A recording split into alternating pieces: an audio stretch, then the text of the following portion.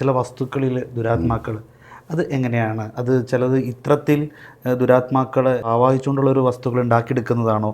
അല്ലെങ്കിൽ അത് ചില ഭവനങ്ങളിലേക്കൊക്കെ അത് മന്ത്രവാദികൾ ഒരു വസ്തു രൂപപ്പെടുത്തിയിട്ട് അതിലേക്ക് ഒരു ദുരാത്മാവിനെ വിളിക്കുകയാണ്. അപ്പോൾ ഒത്തിരിയേറെ ദുരാത്മാക്കളുള്ളതുകൊണ്ട് ഏതെങ്കിലും ഒരു ദുരാത്മാവ് അതിൽ വന്ന് ആവസിക്കും.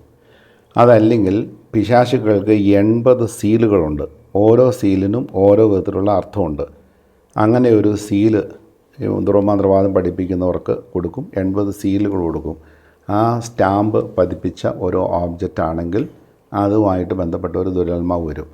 ഇനി ആ സീല് വെച്ചിട്ടില്ല എങ്കിൽ ഏതെങ്കിലും ഒരു ദുരാത്മാവിനെ ഒരു പ്രവൃത്തി ചെയ്യാൻ കഴിവുള്ള ഒരു ദുരാത്മാവിനെ ആവശ്യപ്പെടുകയാണ് ലൂസിഫറിനോട്.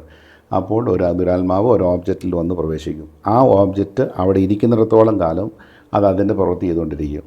ഉദാഹരണത്തിന് കാഞ്ഞിരപ്പള്ളിയിൽ ഒരു കുടുംബത്തിൽ നല്ലൊരു കോൺട്രാക്ടറാണ്. അങ്ങേർക്ക് നല്ല ബിസിനസ്സൊക്കെ ഉണ്ട്. 7 മക്കളുണ്ട്. നല്ല വിശ്വാസത്തിൽ വളരുന്ന നല്ലൊരു കുടുംബം.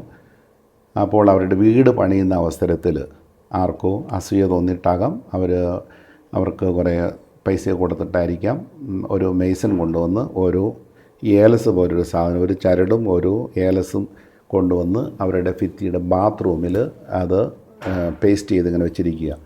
അതാരും അറിയുന്നില്ല. പക്ഷേ അവർ സിമെൻറ്റ് ചെയ്ത കൂട്ടത്തിൽ അതും വെച്ചിട്ടുണ്ട്. പക്ഷേ ആ വീട് പണി പൂർത്തിയായതോടുകൂടി ഇങ്ങർക്ക് സാമ്പത്തികമായ നഷ്ടം വരുന്നു. പിള്ളേരുടെ വിശ്വാസം നഷ്ടപ്പെട്ടു. പ്രാർത്ഥിക്കാനായിട്ട് സാധിക്കുന്നില്ല. രോഗങ്ങളെല്ലാം വരുന്നു. പിള്ളേർ തർക്കുത്തരം പറയാൻ തുടങ്ങി. പള്ളിയിൽ പോയിക്കൊണ്ടിരുന്നവർ പള്ളിയിൽ പോകാതായി, കുടുംബ പ്രാർത്ഥനയ്ക്ക് വരാതായി, പഠിക്കാനൊക്കെ ഇൻട്രസ്റ്റ് ഇല്ലാതായി. അങ്ങനെ സാമ്പത്തികമായിട്ടും ശാരീരികമായിട്ടും മാനസികമായിട്ടും ഈ കോൺട്രാക്റ്റ് തളർന്നു. അങ്ങനെ ഇരിക്കെ അവരുടെ വികാരിയച്ഛനോട് സംസാരിച്ചു. വികാരിയച്ഛൻ പറഞ്ഞു, ഇത് ചിലപ്പം ഭൂതോച്ചാടനത്തിൻ്റെ ഭാഗമായിരിക്കാം, നിങ്ങൾ ബിഷപ്പിനെ ഒന്ന് കാണുക. കാഞ്ഞിരപ്പള്ളി ബിഷപ്പിനെ കണ്ടു. അപ്പോൾ ബിഷപ്പ് എനിക്കൊരു എഴുത്ത് തന്നു. അച്ഛനെ ഞാൻ നിയോഗിച്ചിരിക്കുകയാണ്, ആ വീട് വെഞ്ചരിച്ച് ഭൂതങ്ങളെ പുറത്താക്കാനായിട്ടുള്ള അധികാരം തന്നിരിക്കുന്നു എന്ന് പറഞ്ഞൊരു ഒരു പേറ്റൻറ്റ് തന്നു. അതുകൊണ്ട് ഞാൻ ആ വീട്ടിൽ ചെന്നു. അതിൻ്റെ തലേ ദിവസം ഉപവസിച്ച് പ്രാർത്ഥിച്ചു. വീട്ടുകാരുള്ളവരോടും കുമ്പസാരിക്കാനായിട്ട് ആവശ്യപ്പെട്ടു. അവർ കുമ്പസാരിച്ച് കുർബാനയൊക്കെ സ്വീകരിച്ചു. പക്ഷേ ആ പ്രാർത്ഥിക്കാൻ നിശ്ചയിച്ച സമയത്ത് എനിക്ക് ഭയങ്കര തടസ്സങ്ങളാണ്, പോകാനായിട്ട് സാധിക്കുന്നില്ല.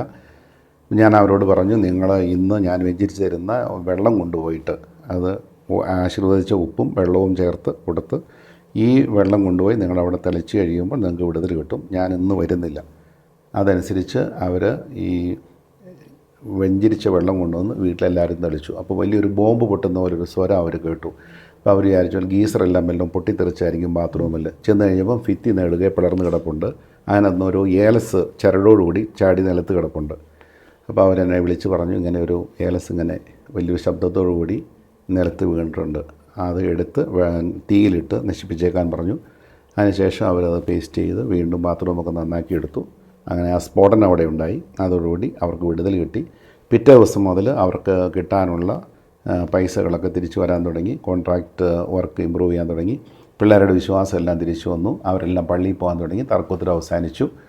അങ്ങനെ അവർ പ്രാർത്ഥനയിലേക്ക് പ്രവേശിച്ചു. പഴയതുപോലെ ഒരു ജീവിതശൈലി അവർക്ക് വന്നു. അങ്ങനെ ഒരു 5-8 കൊല്ലം അവർ ഇതുപോലെ കഷ്ടത്തിലൂടെ കടന്നു പോകേണ്ടതായിട്ട് വന്നു. പക്ഷേ അതിനുശേഷം അവർക്ക് വിടുതൽ കിട്ടി.